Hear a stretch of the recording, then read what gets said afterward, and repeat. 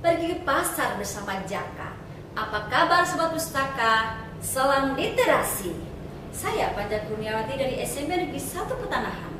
Kali ini saya akan berbagi cerita yang berjudul Asal-usul Pemandian Air Panas Krakal. Cerita ini saya terinspirasi dari sebuah buku yang berjudul Bukan Kota Tanpa Masa Lalu, karya Teguh Hindarto, SOS MTH.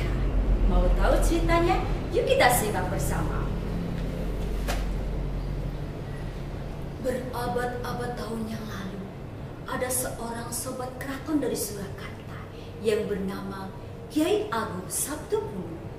Beliau menderita penyakit kulit yang berkepanjangan. Aduh, gatal sekali tubuhku. Kenapa ini? Aku tidak tahan lagi. Gatal sekali. Karena tidak tahan dengan penderitaannya, beliau menyuruh para penggawanya untuk mengadakan sayembara.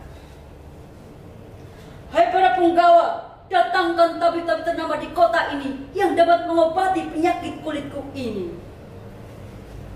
Sandika dawu Rama. Para penggawa pun melaksanakan tugasnya. Mereka pergi ke desa untuk mengadakan sayembara. Boro-boro Romo Kyai Agung Sabtopuno mengadakan sayembara. Barang siapa yang dapat menyembuhkan penyakit Romo Kyai akan mendapatkan imbalan. Warga desa pun sangat antusias mendengar sayembara tersebut. Satu persatu para tabib berusaha untuk mengobati penyakit Romo Kyai, namun tak satu pun yang dapat mengobati penyakitnya. Romo Kyai pun murka dan putus asa. Para penggawa, bagaimana ini? Mengapa tak satu pun tabib yang kau datangkan dapat mengobati penyakit kulitku ini? Bahkan saya, Romo.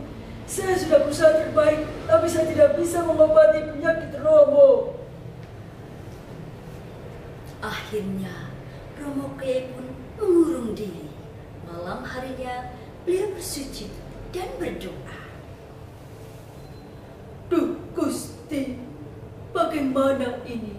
Mengapa tabib-tabib yang datang tak satu pun dapat mengobati penyakit kulitku ini? Hamba sudah tidak tahan lagi, Gusti. Dalam sujudnya, beliau tertidur. Dan dalam tidurnya, beliau mendengar suara gaib.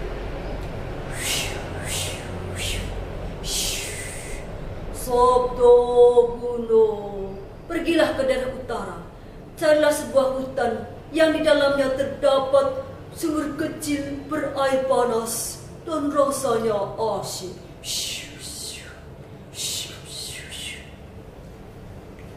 Romo Kyai pun terbangun dari tidurnya.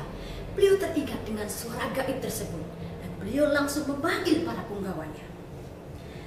Hai para penggawa, adakah yang tahu di mana letak hutan yang di dalamnya terdapat sumur kecil berair panas dan rasanya juga asin? Ngapunten Romo, sepertinya saya kenal dan tahu tempat itu. Iya Romo, kalau tidak salah letaknya di desa Krakal. Mendengar jawaban dari para penggawanya, Romo Kyai pun mengumpulkan rombongan. Rombongan Romo Kyai pergi ke daerah Krakal. Jaranan, jaranan, jarane, jaran teji, tak dan. Rombongan Romo Kyai sampai di daerah Krakal dan salah satu penggawa melihat sumur kecil yang dimaksud oleh Romo Kyai. Ngapunten Romo, sepertinya ini sumur yang dimaksud oleh Romo. Iya Romo, airnya panas dan rasanya juga asin seperti garam. Romo Kyai pun langsung mandi di sumur kecil tersebut.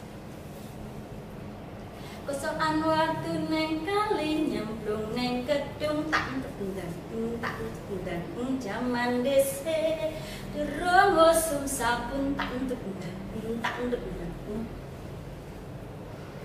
Akhirnya gatal-gatal di tubuh Romo Kyai pun tidak terasa lagi. berkali-kali Romo Kiai mandi di sumur tersebut, akhirnya penyakitnya pun menghilang. Nah, sejak saat itu sumur tersebut dijadikan sebagai tempat bagi para warga masyarakat desa Krakal yang memiliki penyakit seperti Romo Kiai untuk mandi. Dan hingga saat ini tempat tersebut dinamakan sebagai pemandian air panas Krakal, tepatnya di desa Krakal, Kecamatan Alian, Kabupaten Kebumen, dan merupakan salah satu kawasan geopark Kebumen yang sudah diakui secara global oleh UNESCO. Demikian tadi cerita dari saya. Apa yang dapat kita petik dari cerita tersebut?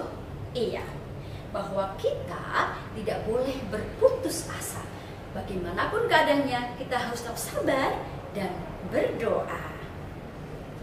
Semoga menginspirasi ya.